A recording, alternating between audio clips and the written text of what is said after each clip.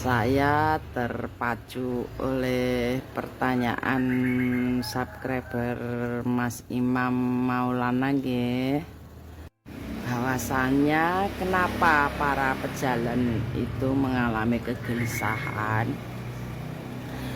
Itu adalah disebabkan karena saat kita sedang melakukan istilahnya perjalanan, kita pasti akan mengalami kegelisahan. Seperti layaknya saat kita ujian, saat kita sekolah atau gimana itu kan, kalau ujian untuk beberapa orang yang termasuk saya mestinya kan gelisah dan sebagainya seperti itu, karena kita tidak tahu apa yang akan menjadi ujian di soal ujian tersebut. Begini ya saudara, seringkali saat kita ujian, belajar kita itu kan lebih getol ya.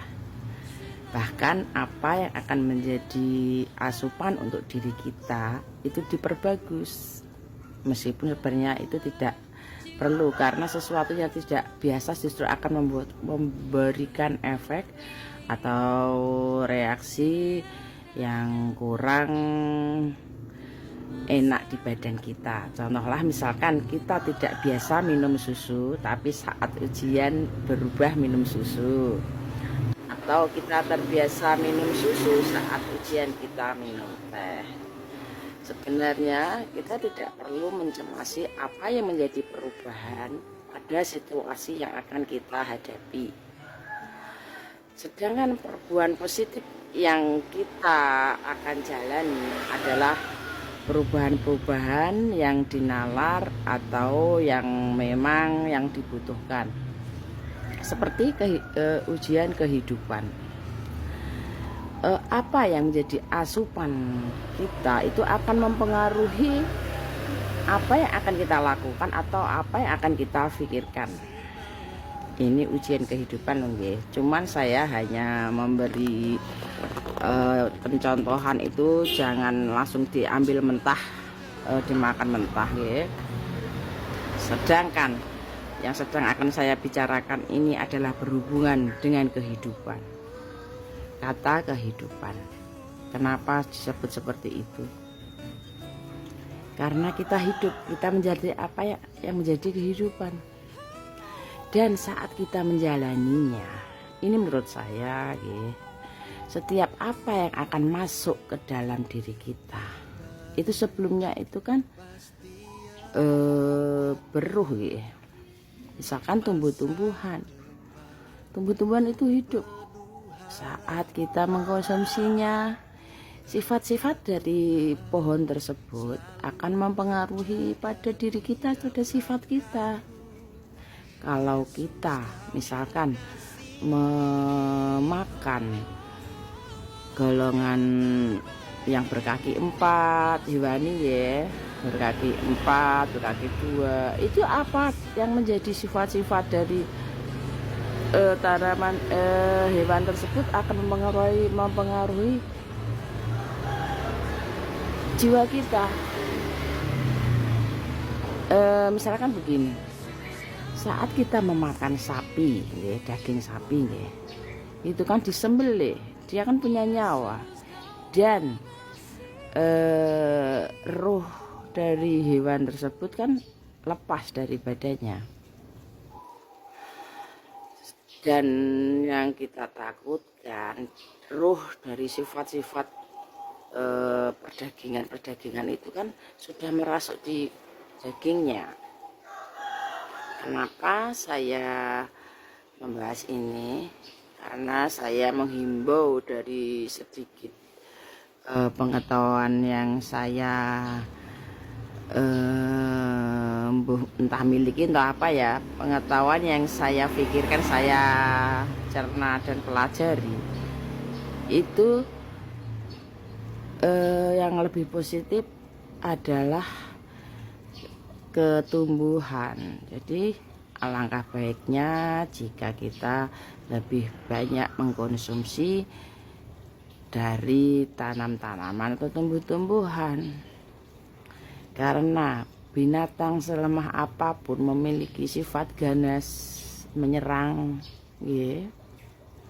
menyerang yang kelihatan maksudnya. Kalau tumbuhan itu kan ke dalam tanah, dari akar-akarnya apa yang kita makan meskipun bisa dipelajarinya, tapi kan tidak seganas dengan sifat akar tersebut.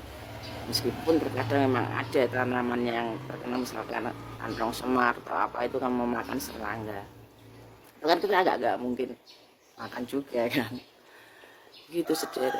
Jadi mungkin berguna apa yang saya dapatkan dalam saya berspiritual.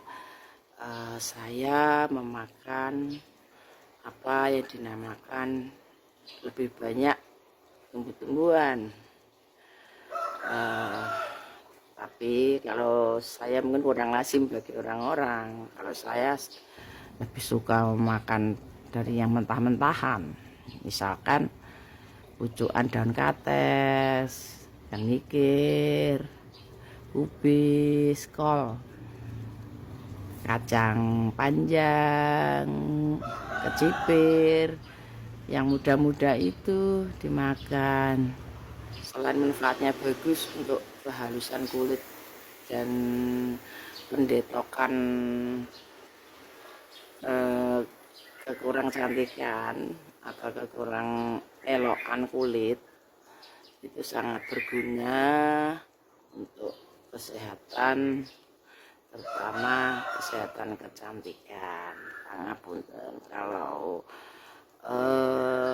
ada kekeliruan pandangan saya ini, bukan berarti saya nyatakan ini keliru, bukan, tapi ini yang cocok bagi badan saya dalam hal segi makanan, karena setiap orang mungkin kan badannya berbeda, nggih.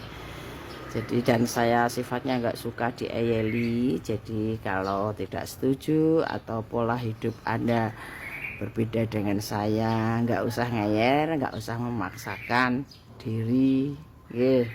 Buat apa sih kita memancing emosi orang lain? Karena Anda bukan tukang mancing, atau Anda sendiri jika dipancing Anda kan juga bukan ikan, Jadi ikan itu dipancing melalui mulutnya. Ditakutkan kalau penjenengan terlalu sering menyakiti hati orang dengan melalui mulut Anda yang menyerang orang lain, takutnya Anda seperti mulut ikan, dipancing mulutnya, dan pada akhirnya ya seperti itu, kena jangkar mulut panjenengan. Pangapunten, saya sedikit kurang lembut menurut orang-orang yang tersenggol karena